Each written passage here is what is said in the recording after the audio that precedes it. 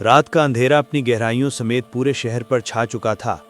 گلیاں سنسان تھیں، ٹھنڈی ہوائیں چل رہی تھیں اور کہیں دور سے کتوں کے بھونکنے کی آوازیں آ رہی تھیں۔ بجلی کے کھمبے پر جلتی بجھتی بتی ایک عجیب سی ویرانی کا احساس کروا رہی تھی۔ ایسی خاموش رات میں ایک عورت تیز تیز قدموں سے گزر رہی تھی۔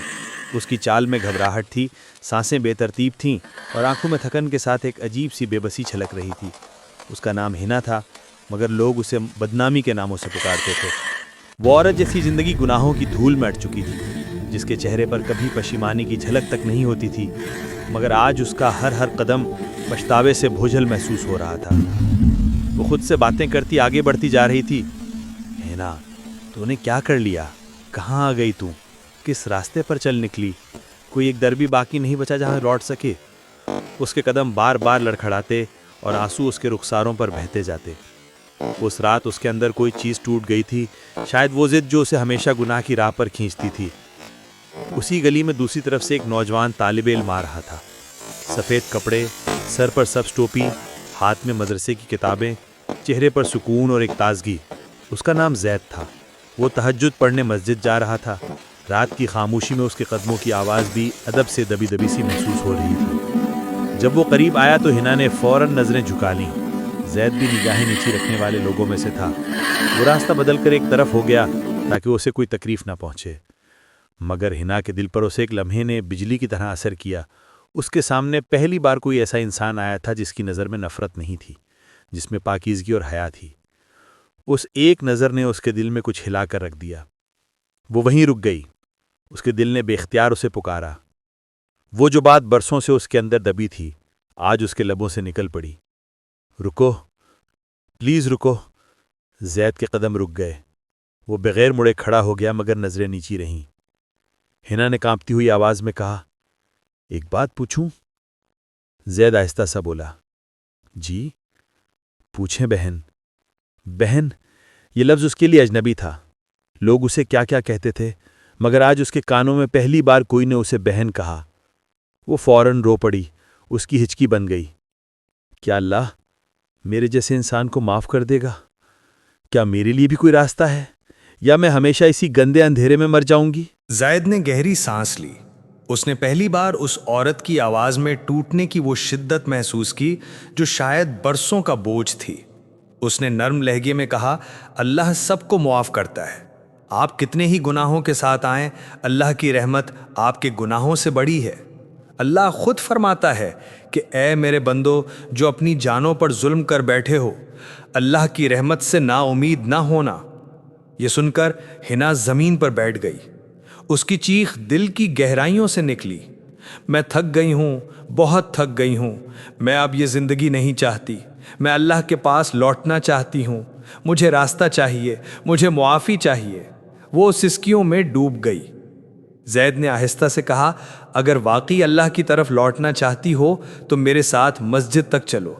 اللہ کے سامنے سجدہ کرو گی تو وہ تمہیں نئی زندگی دے دے گا۔ ہنا نے سر اٹھایا۔ اس کے اندر جیسے ایک کرن جاگ گئی ہو، امید کی روشنی جو برسوں سے بجھی ہوئی تھی۔ وہ دونوں مسجد کی طرف چلنے لگے۔ زید آگے تھا، وہ عقب میں۔ راستہ اندھیرا تھا، مگر انہیں لگ رہا تھا جیسے کہیں دور سے نور جھلک رہا ہو۔ مسجد کے دروازے پر پہنچ کر زید رک گیا اور بولا، آپ اندر جائیں، میں باہر ہوں۔ ہنا نے لرزتے ہوئے جوتے اتارے۔ اس کے ہاتھ کانپ رہے تھے۔ مسجد کے اندر جیسے ہی قدم رکھا، ایک ایسی خاموشی نے اسے اپنی لپیٹ میں لے لیا کہ اس کی روح تک کو چھو گئی۔ وہ آگے بڑھی، پھر ایک جگہ جا کر رک گئی۔ قالین کی خوشبو، دیواروں پر لکھی آیات اور اوپر سے آتی ہلکی روشنی، یہ سب کچھ اس کی زندگی میں پہلی بار محسوس ہو رہا تھا۔ وہ سجدے میں گر گئی۔ اس نے رونا شروع کر دیا، ایسے روئی جیسے برسوں کا بوجھ اس سجدے میں بہہ رہا ہو۔ اے اللہ، میں لوٹ آئی ہوں، مجھے معاف کر دے، مجھے پاک کر دے، مجھے نیا دل دے دے۔ اس کی آواز ٹوٹتی جاتی تھی۔ باہر مسجد کے دروازے کے پاس زید بھی دعا کر رہا تھا۔ وہ اللہ سے مانگ رہا تھا کہ ہنا کی توبہ قبول ہو جائے۔ اس رات دونوں کی قسمتیں بدل رہی تھیں۔ اس رات کے بعد ہنا واقعی بدل گئی۔ اس نے اس گلی کو چھوڑ دیا جہاں گناہ اس کے پیچھے چلتے تھے۔ وہ مدرسے کے قریب ایک چھوٹے سے گھر میں منتقل ہو گئی۔ اس نے نماز شروع کر دی، قرآن پڑھنا سیکھنے لگی، روزہ رکھنے لگی، اذکار اور دعاؤں میں دل لگانے لگی۔ اس کے چہرے پر اب ایک عجیب نور آ گیا تھا۔ وہی عورت جسے لوگ برا سمجھتے تھے اب نیکیوں میں سب سے آگے تھی۔ وہ بیواؤں کی مدد کرتی، غریبوں کو کھانا کھلاتی، بیماروں کی تیمارداری کرتی۔ لوگ اسے دیکھ کر کہتے کہ یہ وہی ہنا ہے۔ کیا کوئی انسان اتنا بدل سکتا ہے؟ مگر توبہ کی طاقت ایسی ہی ہوتی ہے۔ وقت گزرتا گیا، مہینے سالوں میں بدل گئے۔ دوسری طرف زید بھی بڑا ہو کر ایک عالم دین بن چکا تھا۔ وہ مسجد کا امام تھا۔ اس کے درس میں لوگوں کی بھیڑ رہتی تھی۔ اس کے چہرے پر نور تھا اور گفتگو میں سنجیدگی۔ ایک دن اس کی ماں نے اس سے کہا، بیٹا اب تمہاری شادی کر دوں؟ میں نے ایک نیک لڑکی دیکھی ہے، پابند نماز ہے، بہت باحیا ہے، بہت عبادت گزار ہے۔ زید نے مسکرا کر پوچھا، کون ہے اماں؟ اس کی ماں نے کہا، ہنا، جسے اللہ نے ہدایت دی۔ یہ نام سنتے ہی زید کی آنکھیں نم ہو گئیں۔ وہ سجدے میں گر گیا اور کہنے لگا، یا اللہ تو کتنی بڑی رحمت والا ہے۔ کچھ دن بعد ایک سادہ سا نکاح ہوا۔ دونوں ایک چھوٹے سے گھر میں آ گئے۔ ان کی زندگی عبادتوں میں گزرنے لگی۔ وہ دونوں مل کر یتیموں کی مدد کرتے، بچوں کو قرآن سکھاتے، بیماروں کی تیمارداری کرتے۔ ان کے گھر میں صرف قرآن کی تلاوت کی آوازیں ہوتیں۔ سال گزرتے گئے، ہنا کے چہرے پر نور بڑھتا گیا، زید کی داڑھی میں سفیدی آتی گئی۔ ایک شام وہ دونوں گھر کے صحن میں بیٹھے تھے۔ ہنا نے آسمان کی طرف دیکھا اور کہا، اگر اس رات مجھے راستہ نہ ملتا، اگر تم مجھے اللہ کی رحمت نہ بتاتے تو آج میں کہاں ہوتی؟ زید نے کہا، ہدایت اللہ دیتا ہے، ہم تو صرف ایک ذریعہ بنتے ہیں۔ اس کے بعد دونوں نے آسمان کی طرف دیکھا۔ سورج ڈوب رہا تھا، سنہری روشنی صحن میں پھیل رہی تھی۔ ہنا کے دل میں سکون تھا۔ وہ عورت جو کبھی گناہوں کی دلدل میں ڈوبی تھی، آج اللہ کی رحمت کی مثال بن گئی تھی۔